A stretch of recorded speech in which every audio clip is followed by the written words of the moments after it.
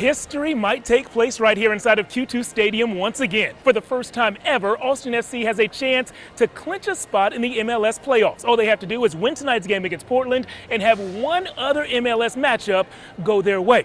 Die-hard soccer fans in our area know exactly what's on the line, but believe it or not, one of the Verde and Black star players, Diego Fagundez, had no clue until we broke the news to him in a recent video call.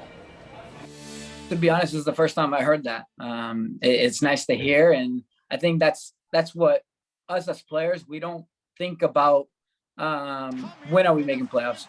Do we want to make the playoffs? Of course, but at the same time, what matters to us is making sure that we win our game. We won't look forward to the playoffs. We haven't clinched a spot. That's our immediate goal is to capture these 3 points at home and put us in a better position to be in the playoffs. And until you clinch that position, we still are pushing towards that.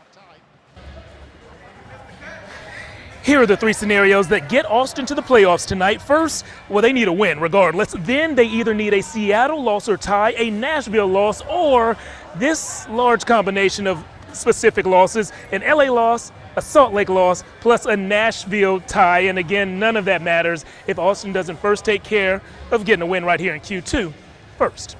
New athletes have played a huge role on this year's success. 3 of the team's top 4 scorers opened last season on different teams. Players like Maxi Urruti and Ethan Finley are MLS vets who are enjoying their best seasons during year 1 right here in Austin. The team says bringing the most out of players on the field actually begins off it. Those guys you mentioned, that's part of why we brought them here. We know they do have a level of success. You know, we've helped bring some of those things out by having good organization, I think good communication with the players. I text with these guys quite often, and it's about in furthering relationships and, building trust with one another. And that's the sign of a healthy group, a good dynamic inside your organization.